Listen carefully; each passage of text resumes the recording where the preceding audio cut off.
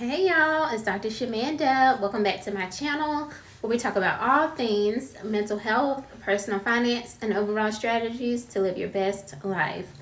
All right, y'all, so it is March 29th on a Saturday, and today I am sharing with you or breaking down my extra paycheck, and this is from teaching. So, yeah, it's Saturday. I usually film these videos on Friday. But the teaching paychecks we get paid on the last day of the month. So technically I woke up this morning by the grace of God, of course, and I looked at my bank account, which I always do in the mornings, and I saw my paycheck from the school, and I was like, oh, okay. I thought that they were going to make us wait until Monday, because I was honestly hoping for Friday.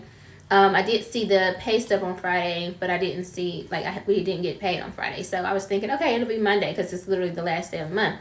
But I woke up this morning and it was there. So I was like, well, let me go ahead and film this video because I will be doing another video that is associated with this video, and you'll know what I'm talking about shortly.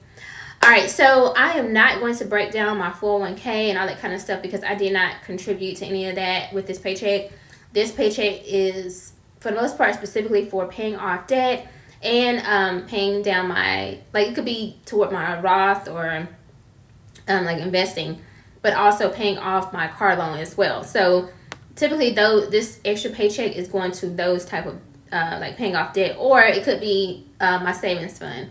So as far as my contributing to my, it wouldn't be contributing to my 401k or anything like that because it's not my actual paycheck. It is a W-2, but it's not through my full-time job, if that makes sense. So anyway, I only made 2 payments this week today out of this paycheck, and these are pretty big chunks. So it's not only because it's small, but only because they're bigger chunks. So this video should be pretty short and brief. I will say I am excited because March went by pretty fast. I thought it was going by slow, but now I realized it kind of went by fast. I don't know, maybe because I'm at the end now, I can say that. And I'm excited for April, just moving right along. This year's flying by. But I got paid. I am teaching 3 classes. 1 class has ended, so thankfully the other 2 classes will carry on till next month. And then I'll be starting a new class at the beginning of April. Actually, April 1st is the actual first day of that class. I don't meet with them that first day, though, but if that makes sense. April 1st is the first day of the course. So technically, I'll still be paid for 3 classes. Now, I should be, hopefully, I did register for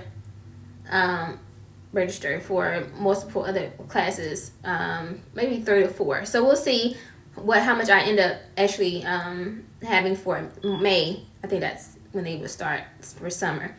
So April should be May should be a little interesting, but I do get paid 3 times in May for my regular job, my full-time job. So it should balance out, but I'm really interested to see, a little nervous to see how this pans out in terms of me hitting my goals, because I won't be getting paid from teaching all 3 classes, if that makes sense. I'll have 1 class for sure, but the other 2 classes would have ended by the end of April. So we're going to see. I'll have an update for you guys by the end of next month. So just stay tuned about that. I just want to mention that because this is my teaching income video, basically. All right, so what did I do with this paycheck? First of all, I'm just like, baby, if I didn't have, think about it. If I did not have to pay these 2 debts, I could have this whole check to myself. Literally, because I did 2 things with this check. I paid on my car loan, and I paid the IRS tax debt. If you've been following my journey, you know that that's the only debt that I have left other than student loans and my mortgage. The IRS tax debts from 2017 and 2018. Right now, I'm working through paying off 2017. So I'll start with the car loan first, and then we'll go to 2017. So the car loan, I paid $2,023 on my car loan balance. And I have a separate series, which I'll make another video tomorrow, because by then it'll have been updated, the actual new amount. And so I don't want to do that separately so you guys can know exactly how much the new balance is for my car. But I did make that. And so I told you guys that the first 2 payments that I made for my car loan would be the $1,500, $1,523. And I said I was going to go up to $2,000, and then I'm going to go to $2,500, and then $3,000. And the goal is to get this paid off within 9 months. So 9 payments, that's the goal. So by September, essentially. But again, I'll talk more about that tomorrow in that video. So, but I'm excited. That $2,000, y'all, to a 1 payment, like, it's crazy, right? And my car loan is only like $500 something. Not only, but like that's really the average right now if you look it up. So I did that, and then I made a payment toward the IRS tax debt was $1,010.86, I think. So anyway, I'm actually going to insert this video here. So you know what time it is? It's time to make another payment toward this 2017 IRS tax debt, and I'm super excited about this. So today I'm making a payment. Well, first, let's see. The balance is $4,754.89, and this has come such a long way from the original $6,701, and that was just like 2 months ago, like not even 2 months, I don't think. So I'm super excited and so proud of myself for staying consistent and really knocking this balance down. So today, from my extra paycheck, I'm going to pay for my teaching paycheck, aka extra. I'm going to make a payment of $10.89,